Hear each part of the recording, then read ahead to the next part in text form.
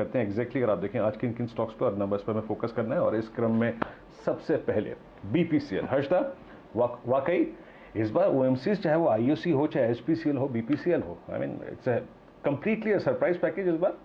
हाँ, बहुत ही बढ़िया प्रदर्शन वीरू, आपने सही कहा। एचपीआईओसी के नंबर्स आ चुके हैं और ये तीसरी ऑयल मार्केटिंग कंपनी है जिसने दमदार नतीजे पेश किए। लेकिन नतीजों से पहले जो आज की सबसे बड़ी खबर है वो यही है कि कंपनी ने 58 रुपए प्रति शेयर का डिविडेंड का ऐलान किया। पिछली बारी नहीं था और ये दरअसल आज पूरे समा को बांधेगा और माना यही जा रहा है कि नई खरीदारी पर भी दरअसल ये डिविडेंड लागू होगा। अब आते हैं नंबर्स कैसे रहे। तो नंबर्स में रेवेन्यू में करीब करीब 15% तक का इजाफा देखने को मिला, 76,882 करोड़। हालांकि अनुमान जरूर था कि 83,000 करोड़ के ऊपर का आंकड़ा देखने को मिलेगा, लेकिन रेवेन्यू में ग्रोथ अच्छी है। अब प्रॉफिट का आंकड़ा देखिए, ये आया है 11,940 करोड़ पर। इसमें दरअसल एक 6,992 करोड़ का एक्सेप्शनल आइटम है, उसको भी हटाकर देखेंगे तो प्रदर्शन दरअसल बढ़िया है। तो प्रॉफिट और रेवेन्यू एकदम उम्दा। एबिटा में 17% तक की ग्रोथ देखने को मिली। ये आंकड़ा आया है 5,058 करोड़ पर। ये मार्जिन आप देखेंगे 6.4% से 6.6% पर आ गए। लेकिन ग्रॉस रिफाइनिंग मार्जिन ये सबसे अहम होता है किसी भी ऑयल कंपनी के लिए, और जीआरएम्स दरअसल $6.6 प्रति बैरल पर आए हैं, जहां पर बाजार अनुमान लगा रहा था $4 प्रति बैरल का। तो ये फिलहाल एकदम आउटलुक जबरदस्त। रिफाइनिंग थ्रूपुट भी हमने देखा है बढ़ता हुआ दिखाई दे रहा है।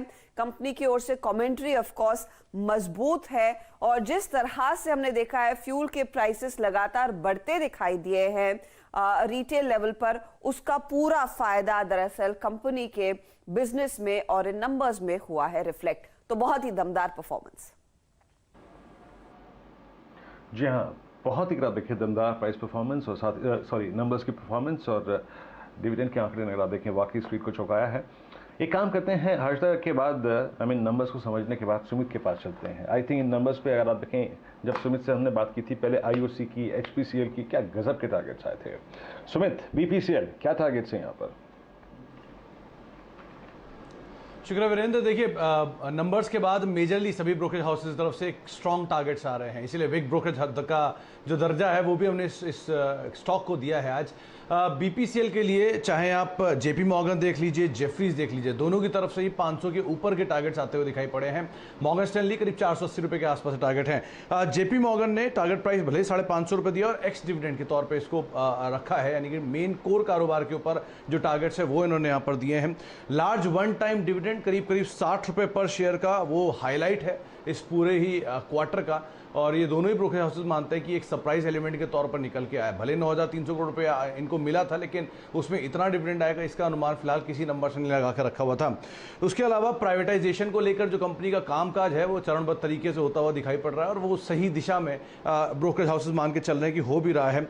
जिसकी भी बात हर्षदा कर रही थी रिफाइनिंग मार्जिन की, वो स्ट्रॉन्ग नंबर है और अनुमान से कहीं ज़्यादा बेहतर आता हुआ दिखाई पड़ा है। और उसके अलावा बाकी सभी जो ऑयल मार्केटिंग कंपनीज हैं उनके कंपैरिजन में जो रिलेटिव परफॉर्मेंस है वो और ज़्यादा बेहतर आते हुए दिखाई पड़ी है। साथ ही साथ उन्होंने ये भी कहा है कि जिस तरह से रिटेल के प्राइसेस, जो रिटेल फ्यूल प्राइसेस में लगातार बढ़त है, वो इससे पहले आईओसी और एचपीसीएल में ब्रोकरेज हाउसेस मान रहे थे और यहाँ पर भी कि जिस तरह से उसमें एक तेज़ी देखी गई है वो शायद आगे भी कंटिन्यू करेगी तमाम ब्रोकरेज हाउसेस के नंबर्स को और बेटर करने के लिए। इसीलिए सबकी तरफ से एक सुर में outperform, overweight, buy, upgrades, इस तरह के नाम आ रहे हैं और major consensus target ex dividend जो है करीब 500 रुपए, 520 रुपए के आसपास के आ रहे हैं। चलिए अब आपके सामने बीपीसीएल का चार्ट प्रस्तुत करते हैं। ध्यान दीजिए, नीरज जी की टीम में आपने बीपीसीएल को देखा और उन्होंने बहुत ही बात बढ़िया पते की कही कि अगर आपका मुनाफा बनता हो इस ट्रेड में तो आप उसको इन कैश कर लें। फिलहाल काउंटर आपके सामने मार्च के हाईएस्ट लेवल्स पर चल रहा है और वीरेंद्र जी 58 रुपये डिविडेंड है प्रति शेयर। मुझे लगता है एमआरएफ वाले भी बात ये सुन रहे होंगे जिन्होंने 3 रुपये डिविडेंड अनाउंस किया था। लेकिन चार्ट चेक आपको कैसा लगता है ये बताते हुए दिखेंगे मानस जायसवाल साहब। मानस जी बताइए, बीपीसीएल में क्या करना चाहिए? शानदार नतीजे, स्टॉक ने बढ़िया मोमेंटम ले ही रखा है और बढ़िया अपग्रेड्स आपके सामने स्क्रीन पर आते हुए दिख रहे हैं। देखिए, यहाँ पर प्रॉफिट बुक करने का एक लॉजिकल रीजन ये दिखता है कि अगर आप फरवरी 2020 से देखिए तो स्टॉक कभी भी 480 के ऊपर सस्टेन नहीं हो पाया। मेरे ख्याल से 3 अटेम्प्ट हुए उसके बाद, लेकिन स्टॉक कभी भी 480 के ऊपर सस्टेन नहीं हो पाया और इस बार भी 480 को टेस्ट किया और वहां पर कल हमें प्रॉफिट बुकिंग देखने को मिला।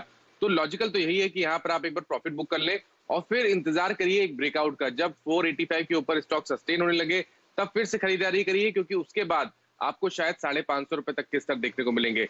तो प्रॉफिट बुक करने की सलाह रहेगी और खरीदारी फिर से करें 485 के ऊपर।